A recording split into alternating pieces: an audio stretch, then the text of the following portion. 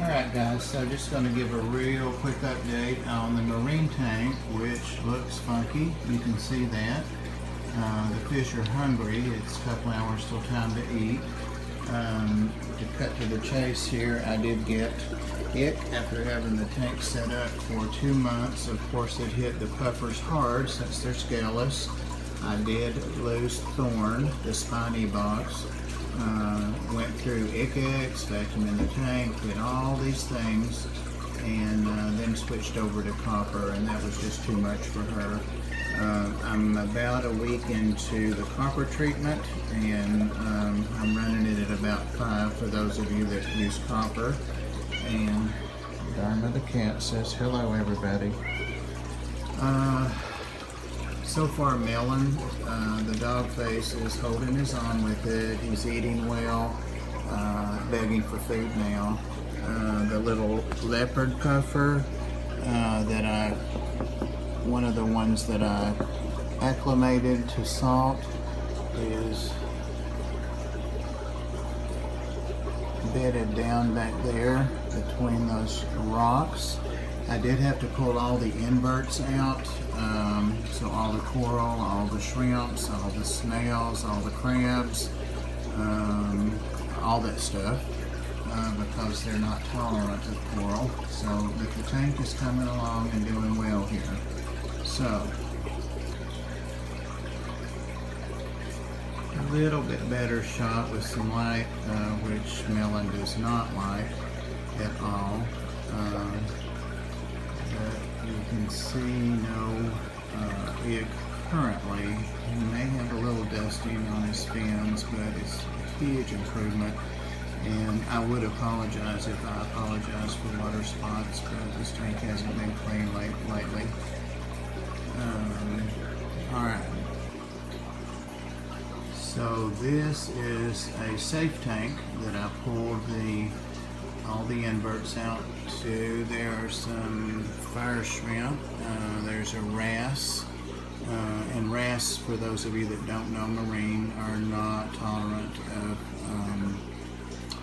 copper at all, and I did try to double dose the copper with it, and it was, I could lift him out with my hand. That's how he reacted to it. So over here are some of the peppermint shrimp.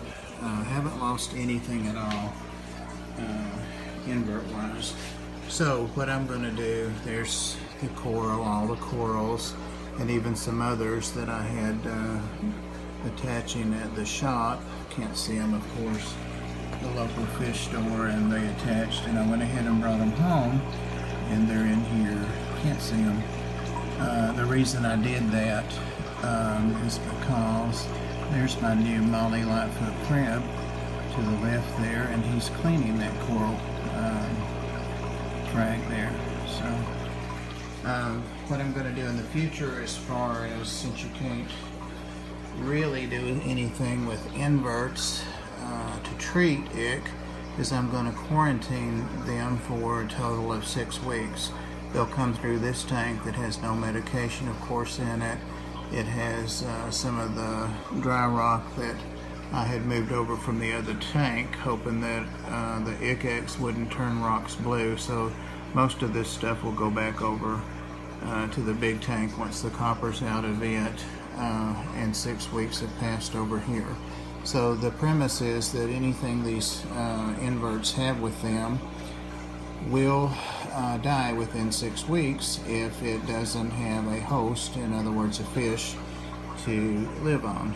And that seems to be the consensus on those. So that's how I'm going to handle quarantining corals and shrimps and crabs and snails and all those things, all the inverts in the future. Now, I said all that, so this would make sense. I have literally done a rescue from a big box store. We won't say the name of it, but this afternoon I was at a local fish store and picked up a Basslet Royal, and I forget the last part of the GRAM it's cut off, They're very peaceful, beginner type marine fish, and then an angel coral beauty that are a dwarf species. So these fish were not cheap, they were not real expensive, but I'm a little over 50 bucks into these fish to rescue them. Happy to do that. That's the Royal on the left. It's got ick pretty bad, and a little bit of its tail's chewed off from tank mates, I suppose. This guy I actually saw a couple of days ago when I went in and bought this 30 long to complete this quarantine project. 20 long, sorry, I think I said 30. And it's the Coral Beauty Dwarf Angel. And it's a little over half grown. They get about 4 inches. So, and it has ick, and it did 2 days ago when I got this tank. And I kept thinking about it and thinking about it, so I went back and got it today, and then I noticed this guy had it pretty bad too. So this tank here is going to be my 2-week medication treatment tank for any new fish that I bring in. They'll spend 2 weeks in copper here, and this tank is already dosed with copper. Like I said, it's 20 gallons. It's not quite full, but these guys will go in it. Hopefully the ick will begin to clear. What I'm using for copper is cupamine, for those of you that are not familiar with copper. It's a Seacom product. And have a test kit to test the dosage of that. That was actually the test kit I just showed you. Sorry, I got ahead of myself. This is the cupamine, which can be used for fresh water at half dose. So strong stuff, but I'm just not going to be having my fish, freshwater or marine fish, die from ick and things like that when it can be avoided completely through water changes and then filtration with Coopersorb. I'll get the copper out when the time comes to pull it out of the big tank over there. So, alright guys, let me get these in the tank and we'll take a look at them. An additional safeguard, an additional step that I didn't mention is that of course I'm not using, that's the water out of the bags. This is water that has copper in it that I've dipped directly out of the tank, and I'm letting the fish sit over in here in this for maybe 10 minutes just to give them a good rinsing. And you've probably heard about that on Lucas Bretz, LR Bretz's channel, and he actually rinses his fish by hand.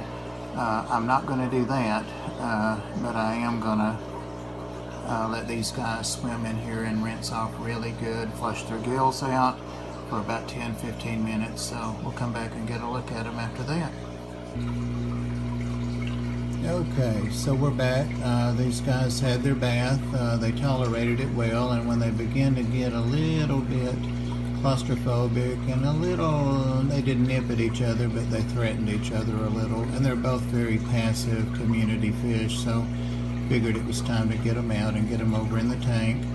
Of course, the water that they were in there was disposed of. None of that went in this tank, so they're doing well. All that I have in here is just a token dry rock. Of course, no inverts or anything on it because the copper would kill them immediately. I don't want any substrate. I don't want anything in here but a heater, a hang-on back filter. I've seeded it with some Biospira, which is like one of the quick start media. I'll be doing water checks on this at least once a day, if not twice, to catch any ammonia spike. And they're going to be in here 2 weeks at least. And I'll be checking the copper each day because I've learned the hard way that your substrate and your rocks and all the other things in the tank, the copper attaches to, and they actually absorb the copper, so it doesn't stay at a therapeutic dose unless you're monitoring that and adjusting it constantly. And I really think that's how I lost poor little Thorn. She relapsed and the egg came back. And for those of you who don't know, I know Candy and some of the others that keep marine tanks as well know that marine ick is different than freshwater ick, and it is a bitch. Let me tell you, it's not to be trifled with. So I've done everything I can here to get it out of my tank, make sure I don't introduce anymore, and these two little guys were doomed, of course, unless someone rescued them at the store I picked them up at today, sometimes known as Petco.